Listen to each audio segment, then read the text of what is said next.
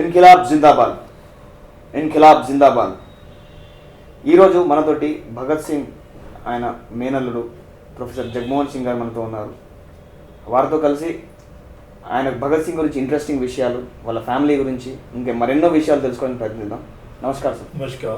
बहुत बहुत खुशी की बात है कि मैं आज के आपके साथ मैं गुफ्तगू कर रहा हूँ यहाँ पर बैठ के, और आप यहाँ पे आए हैं. आपकी तरफ से कुछ चंद क्यों? मुझे देखिए, ये जैसे आप पहले बात कर रहे थे कि हमारे सबके पास्ट में हमारे बुज़ुर्गों ने कुछ ना कुछ किया है, कुछ ज़्यादा मतलब बाकियों ने भी अपना, लेकिन उनके लिए ये था कि आज़ादी का भाव सिर्फ सरकार बदलना नहीं है. क्योंकि भगत सिंह दो शब्द इस्तेमाल करते हैं. एक तो कहते हैं कि राज पलटाऊ होते हैं, कि राज का बदलने वाले, और एक युग पलटाऊ होते हैं. ये युग का बदलना है, उसका मतलब है कि उसका जो आधार है, जिस आधार पे समाज चल रहा है, उसको एक रीकास्ट दिया जाता है. तो जिन लोगों को हम कहते हैं कि वो सिर्फ आज़ादी नहीं, आज़ादी लोगों को क्या देगी, ये प्रश्न मूल रहा उनके लिए.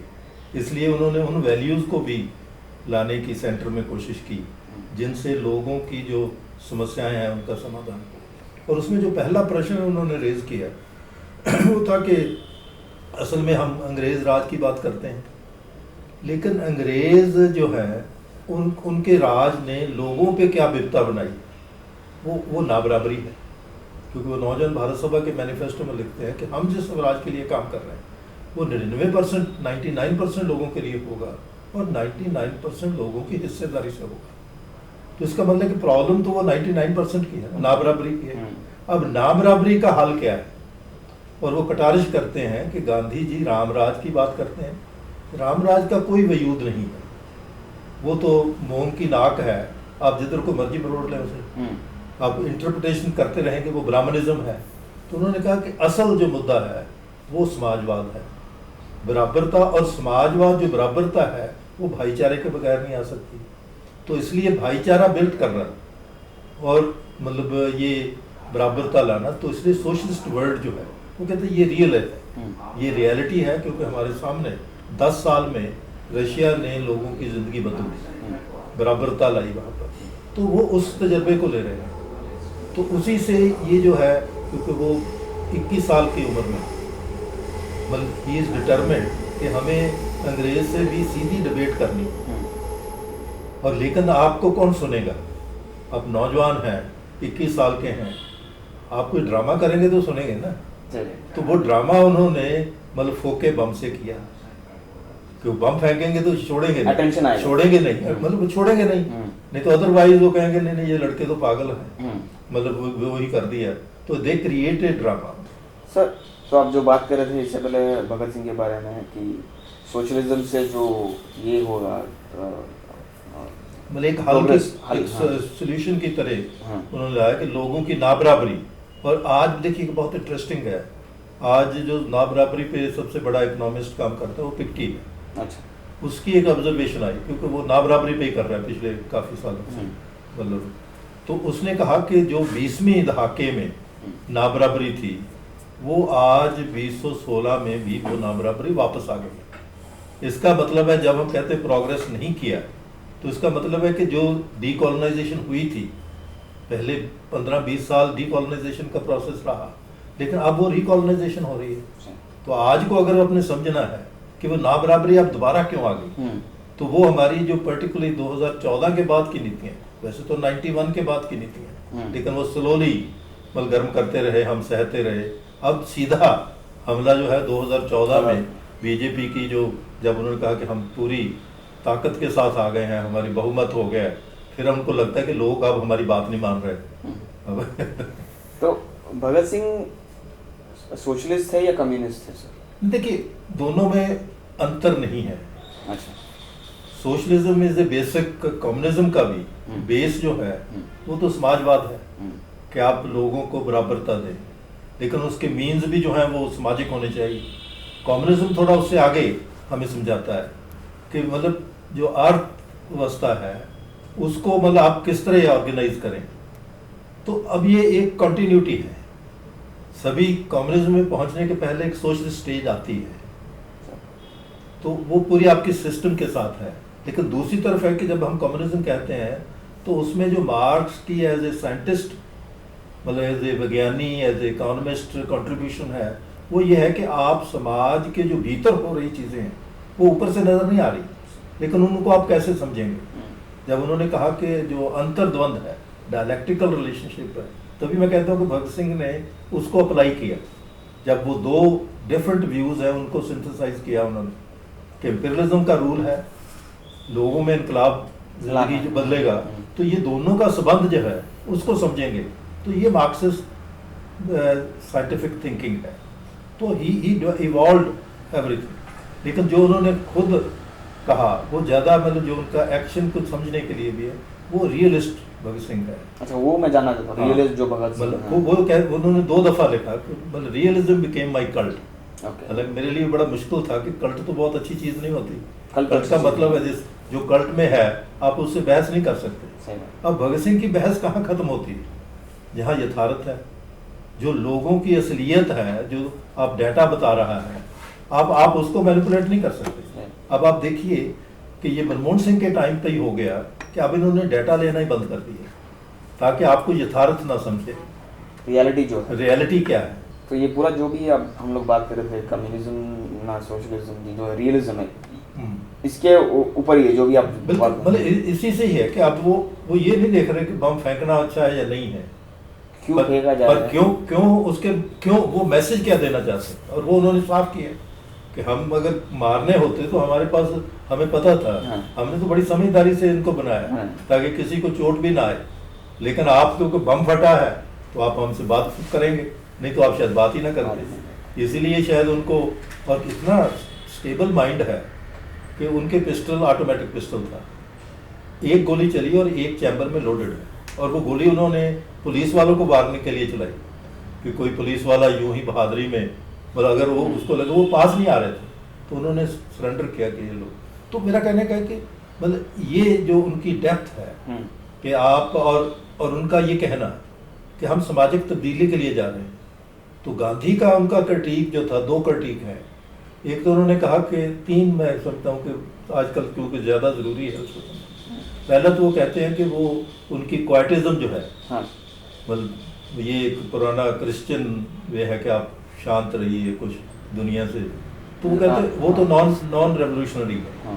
लेकिन जो उनसे रेवोल्यूशनरी काम ये हो गया कि आम आदमी को उन्होंने आज़ादी की लड़ाई में हिस्सेदार बना लिया। अच्छा, अब ये है कि अब आम आदमी अगर आ गया तो तब्दीली वो लाएंगे।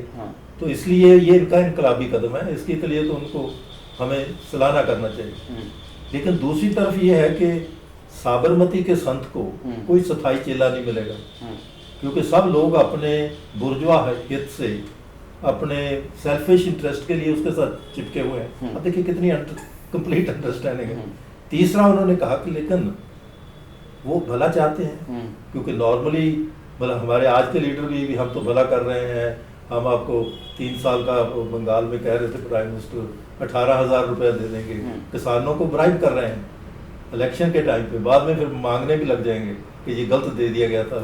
जुमला, जैसे अमित शाह बोलते हैं, जुमला है ये। हाँ, जुमला। तो वो कहते हैं कि गांधी इज ए फिलैंथ्रोपिस्ट, भला चाहने वाले हैं, इसमें कोई शक नहीं है। लेकिन भला चाहने से तो समाज नहीं बदलता। समाज को बदलने के लिए एक वैज्ञानिक समझ वाली गतिशील सामाजिक शक्ति चाहिए। मैं इसलिए आपको पूछ रहा था कि कम्युनिस्ट क्लेम करते हैं कि भगत सिंह हमारा है, सोशलिस्ट क्लेम करते हैं कि भगत सिंह हमारा है।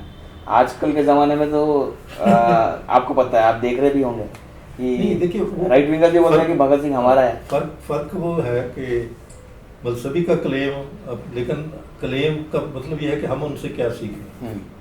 आज नौजवान जो है वो इसमें कि वो कल्ट नहीं बना रहे।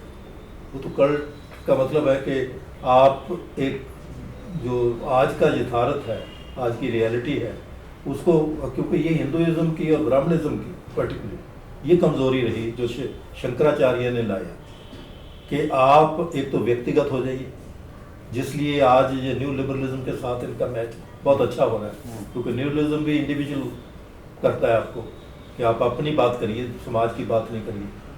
और दूसरा उसमें ये है कि आप, ये तो माया है, इल्यूजन है, तो अलूजन को तो एक बड़ी अलूजन से, इसीलिए ये जो जुमलेबाजी है ये अलूजन क्रिएशन है। हाँ। तो आप मतलब अगर दुनिया को अलूजन समझ रहे हैं तो भगत सिंह कहते हैं कि अगर ये अलूजन है तो फिर आप क्या करेंगे, फिर तो और अलूजन क्रिएट करेंगे। तो अब जो लेफ्ट का है कि वो रियलिटी को जब, इसलिए रियलिज्म बिकेम इम्पोर्टेंट कि आप रियलिटी को समझ के उसको बदलें, और उसमें ही अंदर ताकत है, उसको समझने के मार्क्स आपको मदद करेगा कि वैज्ञानिक तौर पर वो कौन सी शक्तियां हैं जो उसमें तब्दीली लाएंगी, कौन ज़्यादा मतलब डिप्रेस्ड हैं वो करेंगे। तो इसलिए मतलब इसको उस मतलब समझना, और मैं समझता हूँ कि सभी को हक है, हर नौजवान को हक है कि वो भगत सिंह को अपना, लेकिन उसकी रूह के साथ, क्योंकि जिनके साथ आप डील कर रहे हैं वो बुत बनाने में बहुत मशहूर है, क्योंकि वो किताब को भी बुत बना देंगे। सुभाष चंद्र बोस हो या लाल बहादुर शास्त्री हो, आज के ज़माने में बीजेपी गवर्नमेंट जो है वो क्लेम कर रही है कि ये हमारे, क्योंकि कांग्रेस ने उनको छोड़ दिया, वो बात पे वो लोग ले रहे हैं। वो नहीं, वो है कि वो कांग्रेस की भी गलती रही कि वो भी वन साइडेड हो गए, उन्होंने भी बहुत ही बनाया। मतलब महात्मा गांधी के कई एक नेगेटिव पॉइंट हो सकते पर बहुत पॉजिटिव पॉइंट है, वो तो अपनाए नहीं उन्होंने। मतलब हालांकि ये जो ग्राम सभा का संकल्प है कि अगर गांव की तब्दीली आनी है तो गांव के लोग इकट्ठे बैठ के अपना सिर्फ खाना ही नहीं, इकट्ठे बैठे फैसला करना सोचें। और ये जो ह्यूमन मतलब इंजेन्युटी है जिसपे माल्थस को जिसने रिजेक्ट करवाया कि अगर आदमी अपनी प्रॉब्लम समझ ले तो उसका हल निकल आता है। अब ये प्रॉब्लम ही नहीं समझने देते, तो रियलिज्म है प्रॉब्लम को समझना और उसके मतलब पूरे यथार्थ को समझना और फिर उसको बदलना। अभी बात करते हैं, आप जैसे महात्मा गांधी की बात कर रहे थे, बहुत लोगों में ये एक शंका है कि गांधी और भगत सिंह के बीच एक विभेद था, या अब गांधी टाइम पे भगत सिंह को सेव नहीं कर पाए, उनकी फांसी होने से सेव नहीं कर पाए। भगत सिंह को महात्मा गांधी को जानने में कैसी ये थी कि देखिए भगत सिंह समझ रहे थे कि वो एक इनकलाबी, उनका ये वर्ड है कि इनकलाबी जज्बा, इनकलाबी स्पिरिट, एक तो है इनकलाब, ठीक है, दोनों ऑपोजिट्स थे। नहीं ऑपोजिट भी नहीं थे, मतलब मैं कम्प्लीमेंट्री गिनता हूँ, ठीक है, मैं सोसाइटी के सामने अब अगर कम्प्लीमेंट्री में आप देखें कि गांधी पे जो पहला प्रश्न उठाया गया वो था कि आप 21 में फेल हुए, 24 में उनको कांग्रेस का प्रेसिडेंट बनाया गया। तो उस वक्त इनकलाबियों की उनके साथ एक बहस है, पब्लिश्ड बहस है। गांधी की एक अच्छी थी कि अगर कोई उनका क्रिटिक है तो वो भी छापते थे, वो छुपाते नहीं थे, अपनी दलील देंगे। और उसके बाद वो कहते हैं देखिए आपकी बात भी ठीक है, मेरी ये है कि जो समाज की कमजोरियां हैं, और वो 3 कमजोरियां हैं, एक कमजोरी है कि यहाँ धर्म के नाम पे बटे हुए लोग, जात के नाम पे बटे हुए हैं लोग, और नौजवान लड़के लड़कियां जो हैं वो अभी पूरी कन्विक्शन के साथ सामने नहीं आ रहे। तो इसलिए ये तीनों, और भगत सिंह कहते हैं ये तीनों तो ठीक है प्रॉब्लम। नौजवान भारत सभा में उन्होंने उस डिबेट के बाद ही 1925 में वो बिल्ड करने शुरू किया, लेकिन वो कहते हैं कि चौथी डिमेंशन जो है वो नाबराबरी, तो वो समाजवाद होना चाहिए। तो भगत सिंह उसको कंप्लीट करते हैं। तो भगत सिंह की मैं समझता हूँ कि हमें इतिहास को भी कम्प्लीमेंटैरिटी में देखना चाहिए। तो आप जैसे बोल रहे हैं कि ये पूरे जो हालात अभी आज हम देख रहे हैं, अगर भगत सिंह आज के ज़माने में, आज के टाइम पे होते तो क्या सोचते, क्या कहते, उनका क्या रहता, उनका देखिए उसमें बहुत इंटरेस्टिंग है, आजकल किसानों की मूवमेंट चल रही है। हाँ सर, वो उसके बाद भी नहीं, 2 फरवरी को भगत सिंह, चूँकि भगत सिंह के वक़्त पर ही जो ये दुविधा थी कि संपूर्ण आज़ादी मांगे या डोमिनियन स्टेटस मांगे, तो फाइनली उनके साथी की शहादत ने पूरा बदल दिया, जयतन दास ने, कि 7 लाख लोग उसके साथ कलकत्ता में चल रहे थे, तो पूरा पॉलिटिकल एनवायरनमेंट बदल गया। तो उसके बाद लाहौर कांग्रेस में संपूर्ण आज़ादी का भगत सिंह कहते मता तो पास कर लिया, अब ये लिखते दीजिए कि लोगों को क्या मिलेगा। तो उसका ये हुआ कि मार्च 1931 में जब कांग्रेस हुई तो ये जो फंडामेंटल राइट्स का चैप्टर है ये वहाँ अडॉप्ट किया गया कि संपूर्ण आज़ादी का मतलब होगा कि सब फंडामेंटल राइट्स देंगे, जो बाद में कॉन्स्टिट्यूशन में पार्ट बना। भगत सिंह कहते हैं कि नहीं, इससे भी आगे है कि अगर मतलब किसानों मजदूरों के लिए इस संपूर्ण आज़ादी ने पहुँचना है तो उन्होंने 8 पॉइंट का प्रोग्राम दिया, जो आज किसान लड़ रहे हैं, वही पॉइंट्स पर लड़ वो लड़ रहे हैं, उनको बगैर पते, लेकिन वो उनका था कि जमीन पे अजारेदारी खत्म होनी चाहिए। उस वक्त जागीरदारी थी, अब कारपोरेटाइजेशन हो रही है, हाँ, तो इसी के खिलाफ लड़ रहे हैं। हम्म, फिर उन्होंने कहा कि जो किसान का कर्जा है वो उसकी प्रॉब्लम नहीं है, वो सिस्टम उस पर लागू करता है कि आप चीज़ें महंगी खरीद रहे हैं लेकिन आपकी जो प्रोडक्ट है उसको सस्ता खरीदा जा रहा है, इसीलिए जो मिनिमम सपोर्ट प्राइस वाली बात है दैट इज जस्ट, मतलब वो भी उसको उसकी मेहनत नहीं मिल रही, लेकिन जो बाजार को उसने दिया है वो बाजार को चलाने के लिए आप उसको मतलब कम से कम दे रहे हैं ताकि वो कर्जे से बचे। तो कहते कर्जा माफ होना चाहिए। तीसरा वो कहते हैं कि जैसे ही मतलब हमारा प्रभुत्व तो बने तो हम इसको एग्रीकल्चर को रीऑर्गेनाइज करें ऑन साइंटिफिक बेसिस, और साथ ही कि वो हर एक की मेहनत भी अश्योर कर सके। चौथा वो है कि हर मतलब जो विद्या है वो फ्री होनी चाहिए, एजुकेशन फ्री होनी चाहिए, और मजदूरों को नियमित काम मिलना चाहिए और नियमित घंटों पे काम होना चाहिए। अब देखिए जो इस वक्त की गवर्नमेंट का एजेंडा है वो भगत सिंह के एजेंडे के बिल्कुल ऑपोजिट है। तो इसलिए मैं आपको वही पूछ रहा था, अगर भगत सिंह आज के जमाने में होते वो तो लिख गए, क्या होता? नहीं, वो यही होता जो आप किसान कर रहे हैं क्योंकि अब उसमें किसानों में भी मैच्योरिटी आई है, क्योंकि इतनी मतलब जो कलेक्टिव लीडरशिप जिसकी हम बात करते हैं कि समाज कलेक्टिव लीडरशिप से बदलता है, तो वहाँ इतनी बड़ी कलेक्टिव लीडरशिप है कि 400 जथेबंदियाँ भारत की जो हैं वो इकट्ठे बैठ के सोचती हैं और करती हैं। लेकिन उसके साथ ही जो एक बात समझने वाली है कि मतलब सभी का, गांधी का और भगत सिंह के कॉमन और इवन अम्बेडकर का, कि गांव जो है वो आपकी शक्ति है, बैकबोन। हाँ, आपकी शक्ति, समाज की शक्ति है। और आज दुनिया क्यों देख रही है आपको? क्योंकि ये किसानों की प्रॉब्लम नहीं है, ये पूरे गांव की प्रॉब्लम है। आप में भी भगत सिंह दिख रहे हैं, क्योंकि आप जैसे बात कर रहे हैं, हम लोग एक टॉपिक से जा रहे हैं मगर आप भी बात कर रहे हैं, आप व्यवस्था की खिलाफ हो या उनके जो ये जो कर्म है, जो ये जो चल रहा है आज के ज़माने में जो चल रहा है उसके बारे में बात कर रहे हैं। तो हम लोग थोड़ा दर्शकों को ये भी बात करेंगे कि भगत सिंह बचपन में कैसे थे, आपके मदर के पॉइंट ऑफ व्यू से, या पहले ये है कि मेरे मदर का जब जन्म हुआ तो उनके छोटे चाचा जो हैं वो जेल से शहीद हुए थे। अब उनका नाम अमर रखा गया उनके दादाजी ने, तो मैं समझता कि दादाजी की फिलॉसफी आपको, और पहली दफ़ा लड़की को, क्योंकि हमारे जागीरदारी में लड़कियों को मारने की प्रथा वैसे तो पूरे बार, तो वो पहली लड़की जिसे जीने का हक भी मिला। तो भगत सिंह से किसी ने पूछा क्यों तुम्हारे बहन आ गई है, जैसे बड़ा बोझ हो गया। वो कहते क्या फ़र्क पड़ता है, तो 4 आने होंगे तो अंदर बैठ के शादी कर लेंगे, रुपया होगा तो कोठे पे ढोल ढमक्के से शादी कर लेंगे, वो कौन सा बोझ है। तो एक तो मतलब ये था, एक है कि वो यंग माइंड इम्प्रोवाइज करता, और भगत सिंह इम्प्रोवाइज करता है, बच्चे की इम्प्रोवाइजेशन, वो उसका लव फॉर आर्म नहीं है, उसकी इम्प्रोवाइजेशन है कि खेत में अगर एक गन्ना बोने से इतने गन्ने हो जाते हैं तो बंदूक क्यों नहीं बोई जा सकती। ये बंदूक के लिए प्यार नहीं, लेकिन वो घर में जो बात हो रही है उसके बारे में बात। तो अभी 12 साल की एज में हमने बात की कि और दूसरा जो एक निजी बात मेरे मदर के साथ थी, तो वो पढ़ रहे थे, तो ये लालटन हुआ करती थी, तो वो ऊपर से देख रहे हैं कि भाई साहब क्या पढ़ रहे हैं, तो वो मतलब लालटन का गर्म शीशा जो उनकी छाती पे लगा देते, तो वो दर्द होती है, तो वो चिल्लाने लगे नहीं नहीं नहीं, मैं तो ये देख रहा कि कितना, क्योंकि वो चाचा की जो टॉर्चर है उसका कितना सह सकती हो, सह सकती हो कि नहीं सह सकती। तो ये दूसरा उन्होंने कहीं उनके पैर में मतलब टांग पे मतलब उस वक्त निब हुआ करती थी बोल्डर के साथ, तो वो कबोली, तो वो जब चलाने लगे तो कहते इतना टार्चर तुम सह सकती हो कि नहीं, मैं ये टेस्ट कर रहा हूँ। तो ये बचपन की उनकी, तो बचपन से ही बहुत यंग घर में मतलब एक माहौल रहा। और एक चीज़ जो समझने वाली है कि वहाँ घर में कोई भी एक मतलब तंग दिली नहीं है, वो गुरु गोविंद सिंह से सीखते हैं। मतलब उनके परदादा जो हैं वो जब उनको प्रलोभन दिया जाता है कि आप 1857 में लड़िए, हम आपको जायदाद देंगे, तो वो कहते कि मैं अपने बच्चों को बता दूंगा कि जब आपको जायदाद और असूल में, प्रिंसिपल में चुनना पड़े तो आप प्रिंसिपल चुनेंगे, जायदाद। तो ये बेस बना, क्योंकि 4 जनरेशन वो लगातार लोगों के साथ खड़ी हुई।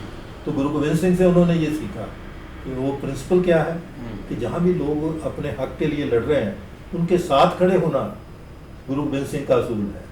तो अब अच्छा, फिर उसके बाद मतलब एक नई एक मूवमेंट आई जिसमें लोगों को दोबारा मतलब 15 साल में 1.5 लाख लोग मरने मराने वाले थे, वो कूका मूवमेंट कहते हैं, तो वो उसमें भी गए। आर्य समाज से भी उन्होंने सीखा छुआछूत खत्म होनी चाहिए, आप लोगों के साथ आपकी मुक्ति जुड़ी हुई है। This is reversal of Brahmanism. Brahmanism कहता है कि आपकी मुक्ति अपनी इंडिविजुअल है, मंदिर में जाइए अपनी मुक्ति के लिए करिए, लेकिन आर्य समाज ने उसको थोड़ा रिवर्स किया, नहीं कि नहीं, आपकी मुक्ति लोगों की मुक्ति के साथ जुड़ी है। तो उसमें भगत सिंह जहाँ घर में पल रहे थे, वहाँ 20 ऑर्फन्स भी पल रहे थे, वही घर में, उसी घर में। वो उनमें से एक मार्शल लॉ में शहीद हुआ। जब भगत सिंह का में वो नोट पड़ा तो फिर मुझे लगा, क्योंकि वो मतलब एक जगह का नाम लेते हैं कि वहाँ था, तो वो सभी जो है वो 20 के लोग आज़ादी की लड़ाई में मतलब 20-20 साल सजा भी भुगती उन्होंने। एक लद्दा राम थे, मैंने उनको मिला बाद में, वो मार्शल लद्दा राम कहते थे उनको। तो मतलब वो सारा प्रक्रिया घर में मतलब है। तो भगत सिंह सब जगह से अच्छा, वो लिए हाँ, थे और तीसरा समझ लिए। तीसरा ये है कि हमारे जो मतलब पंजाब में एक कल्चर है सूफी कल्चर। सूफी कल्चर। तो जो हमारे साथ अजीत सिंह है, उनकी शादी कसूर में हुई, बाबा बुल्ले शाह का, वो पूरा सूफी कल्चर हमारे नानी जी लेके आए। अच्छा। और उसमें उन्होंने सब लड़कियां जो है गांव की वो पढ़ा दी, मतलब सब लड़कियों को पढ़ा दी। तो ये लड़कियों को पढ़ाने का जो है ये प्रोग्रेसिव, लड़कों को तो मतलब पढ़ने का मौका मिलता, लड़कियों को नहीं था। तो उन्होंने एक बड़ा इंटरेस्टिंग तरीका है कि आप ज़मीन पे बैठ के ही, आपको कोई कलम द्वात नहीं चाहिए, कोई स्लेट नहीं चाहिए, आप ज़मीन पे उंगल से पंजाबी लिख के, ऐसा ये गुरु गोबिंद सिंह बता गए कि भाई मैंने ग्रंथ तो बना दिया है, लेकिन इसको आप पढ़ो कह के कैसे, अगर आपको 35 अक्षर नहीं आते। तो ये प्रोसेस चलता है। भगत सिंह अपने पिता को जब चिट्ठी लिखते हैं तो वो उस प्रिंसिपल को वो आगे ले जाते हैं कि जब मुझे ज़िंदगी और प्रिंसिपल में चुनना पड़ेगा तो मैं प्रिंसिपल चुनूंगा, ज़िंदगी नहीं चुनूंगा। वो प्रिंसिपल और जायदाद से लेके प्रिंसिपल और ज़िंदगी तक का सफ़र मतलब उसमें है। तो अब जैसे गुरु गोविंद सिंह जी की बात कर रहे थे, या गुरु तेग बहादुर हो या गुरु नानक जी हो, एक ऐसा प्रश्न पूछना था आपसे कि अभी भगत सिंह पगड़ी पहनते थे, सरदार थे, 16 साल के, हाँ सरदार वो थे, और खुद को भगवान में नहीं मानते, वो बोलते थे आई एम एन एथिस्ट। तो अंतर क्या है? क्योंकि बहुत लोग बोलते हैं जब सरदार हैं तो आप गुरुद्वारा जाते हैं, माथा टेकते हैं, ये करते हैं। अब उन्होंने ग्रंथ पढ़ा तो ग्रंथ से उन्होंने क्या सीखा कि आप बलवान बनिए, अपनी निर्बलता को दूर करिए। बलवान बनने का मतलब है शारीरिक बल, और यही मैसेज जो अपने छोटे भाई के नाम देते हैं कि तुम मतलब सेहत का ख्याल रखना। सेहत का मतलब है कि आप वर्जिश और पौष्टिकता को ख्याल करेंगे तो सेहत की ख्याल होगी, और हिम्मत से रहना और मेहनत से पढ़ना। तो बलवान होने की प्रक्रिया, तो वो उसको मतलब पूजा पाठ में नहीं लगते, वो उसको समझदारी में ले जाते हैं। अच्छा। इसी तरह कल्चरल वैल्यू है। अब जब उन्होंने, क्योंकि ये जो ननकाना साहब वाला मैंने आपको बताया कि वो मैसेकर हुआ जो ब्रिटिशर्स ने किया, ताकि जलियांवाला बाग छोटा पड़ लगे लोगों को, एक नया आ गया है, तो उसके बाद वो उसके से क्या सीखते हैं। उस वक्त देखिए पंजाब में प्रोटेस्ट के तौर पे सभी ने काली पगड़ी और काली चुन्नी पहनी, सिंबॉलिकली पूरा पंजाब। जो लोग नहीं थे उनको पूछा जाता था कि तुम क्यों नहीं पहनते, तुम्हें इससे निराशा नहीं है कि इतना बड़ा हमला हुआ। तो भगत सिंह उस कल्चरल अबाई कर रहे हैं, मतलब वो जो मतलब उनका जो पूरा समझने का तरीका है उसमें वो वैज्ञानिक है कि वो कल्चरल एस्पेक्ट को आप छोड़ेंगे तो आप मतलब, क्योंकि कल्चरल हेरिटेंस जो है ओवर ईयर्स हमारे बुजुर्गों ने मतलब अपने अपनी समस्याओं को उस समय में समाधान ढूंढते हुए वहाँ तक पहुँचे हैं। तो वो कल्चरल वैल्यूज और ये जो मतलब है कि आप फंडामेंटलिज्म के मतलब आप सिर्फ उसमें, तो उसमें वो बहुत प्योरली अंतर करते हैं। और उन्होंने मतलब जिसमें वो वाई एम एन एथिस्ट उनका आर्टिकल भी आया, तो वो उसी के देन थी कि उन्होंने मतलब किसी ने वो अपने आप को बहुत धार्मिक समझते थे, तो उन्होंने कहा कि तुमने तो बाल कटाए हुए, मैं तेरे साथ बात नहीं करता। तो वो कहते कि भी आप अगर सिख हैं, Guru Gobind Singh means sacrificing for the society, उन्होंने निज के लिए नहीं किया, तो वो कल्चरल वैल्यू मैं बाइक कर उन्होंने। तो अभी तो आपने मैंने सिर्फ एक अंग कटवाया, अगर केश को आप अंग गिनते हैं तो मैं तो कल को सिर भी कटवाऊंगा। लेकिन ये मुझे जरूर गिला रहेगा कि मैं अगर आपकी संकल्प में गुरु गोबिंद सिंह को मिला तो वो कटारे से कहते हैं कि मैं उसे कहूँगा कि तुम्हारे सिख इतने मतलब बेदलील हैं कि वो दूसरे आदमी से बात नहीं करना चाहते। आप आदमी नहीं समझ रहे, आप उसको एक पर्टिकुलर ढांचे में देख रहे हैं। तो जो कैटेगराइज कर रहे हैं। हाँ, जो ह्यूमन सेंट्रिक अप्रोच है रेवोल्यूशन की, वो इम्पोर्टेंट है।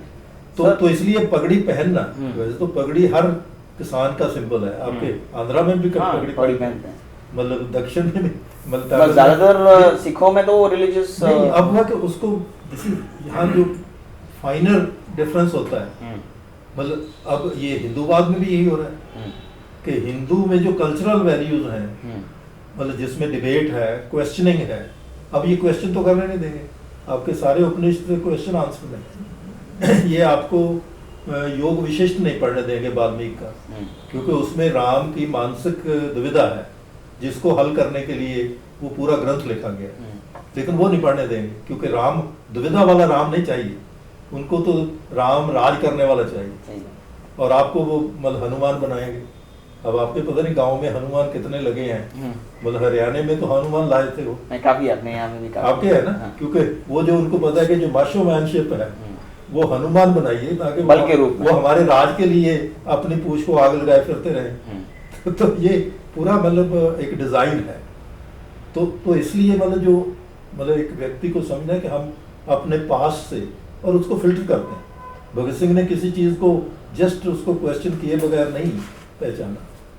हम मतलब कई दफा मतलब, और यही अम्बेडकर कहते हैं कि अगर बच्चे को पढ़ाना है तो उसको कहिए कि रोज एक प्रश्न करें, और आप छोटे बच्चे को देखेंगे कितना उत्साहित होता है। हाँ, बहुत वो हम प्रश्न का जवाब नहीं देते, वो उसकी किल करते हैं, उसमें जो मतलब वैज्ञानिकनेस है, एक नेचुरल। तो वो कहता है अगर आप उत्सुकता नहीं पैदा करेंगे तो आप वैज्ञानिक विचारधारा वाले नहीं बनाएंगे। ये अम्बेडकर का भी है, भगत सिंह भी कहते हैं। अभी आप हम लोग बात कर रहे थे रिलीजन के बारे में, सिखिज्म हो या एथीज्म हो, तो इससे पहले आप ये जिक्र कर रहे थे कि राम प्रसाद बिस्मिल हो या अशफाकुल्लाह खान हो। अशफाक, तो जो दोनों एक देखें तो राइट विंगर थे या आरएसएस के थे। वो है कि वो आरएसएस का नहीं है। देखिए ये यहाँ फर्क है। आप एक धार्मिक परिवार में पैदा हुए हैं तो उसमें ऑर्थोडॉक्स हो, हाँ, उसमें ऑर्थोडॉक्सी कुछ है। मतलब ये ऑर्थोडॉक्सी मुस्लिम परिवार में होने की वजह से मतलब है, लेकिन कुरान के बाद भी मतलब उस वक्त भी समाजवाद पे और मतलब ये साम्यवाद कम्युनिज्म पे मतलब वो पहुंच चुके हैं। लेकिन वो पूरा अपना जो लगेज जिसे हम कहते हैं ना, वो भगत सिंह को लगेज तोड़ देता है। भगत सिंह ये कहता है कि एक्चुअली एथिस्ट होने का मतलब अपने आप में विश्वास पैदा करना है, सेल्फ कॉन्फिडेंस। हाँ, मतलब अगर आप वो बड़ी उसमें आर्गुमेंट आप बड़ी दिल उनका है कि अगर आप पे मुसीबत आएगी तो आप डंगोरी लेके चल रहे हैं तो आपका बोझ आपके पाँव पे नहीं रहेगा, डंगोरी पे जाएगा। तो अगर आपने मुसीबत को आंख डाल के मतलब हल करना है तो फिर आपको अपने पाँव पे खड़े होना पड़ेगा। और पाँव पे खड़े होने के लिए आपको ये सारे डॉगमास जो हैं, जो आपको वीक मतलब एक्चुअली वो कंट्रोल करने के लिए बनाए गए। आप सोसाइटी को कंट्रोल करना है तो मंदिर के रास्ते से कंट्रोल करिए। तभी तो मतलब बाबा साहब अम्बेडकर ने तो पानी की लड़ाई शुरू की थी कि मेरा जीवन तो पानी पे है, पानी आप मुझे मतलब वहाँ पीने नहीं देते, कर दिया आपने। आप मतलब तो वो मतलब फंडामेंटल क्वेश्चंस हैं। तो इसलिए जो मतलब स्पिरिचुअलिटी और धर्म में भी डिफरेंस समझने की जरूरत है। मतलब मैं जैसे आपने कहा कि अभी भगत सिंह ने जब कहा कि अगर आप लोगों के साथ धर्म की बात करें तो उसकी 3 परतें जो हैं उसमें से 2 परतों की बात करें, तीसरा जो मतलब है कि किस तरह रिचुअलिज्म क्या है, दैट्स वो झगड़ा उस पर है कि नहीं मैं मंदिर में इस तरह की करूँगा। मतलब इवन मतलब इंडियन हिंदुइज्म में भी मेजर फाइट जो है आप जैसे बोल रहे हैं रिचुअलिज्म पे है। वो रिचुअलिज्म है, रिचुअलिज्म ही डिवाइड करता है। अगर आप उसकी जो ह्यूमन वैल्यूज की बात करें तो उसमें तो सभी वही कहते हैं। अगर आप अच्छे बाइबल पढ़ेंगे तो वो भी कहता है कि जो लालची आदमी है, मतलब कैमल जो है वो सुई के नक्के से निकल जाएगा लेकिन एक ग्रीड वाला आदमी नहीं निकलेगा। तो क्या बता रहे हैं? तो वही बात वैल्यूज पे है। हाँ, मतलब जो वैल्यूज हैं, जो ह्यूमन वैल्यूज हैं वो स्पिरिचुअलिटी है, वो मतलब है। तो इसको मिक्सअप करना, धर्म जो है वो आपकी मतलब है कि आप मतलब उस पर अपने आप को बांधते हैं ठीक है सर, बहुत बहुत धन्यवाद, आपसे बात करके बहुत खुशी हुई, बहुत बहुत मेहरबानी आपकी। Thank you sir.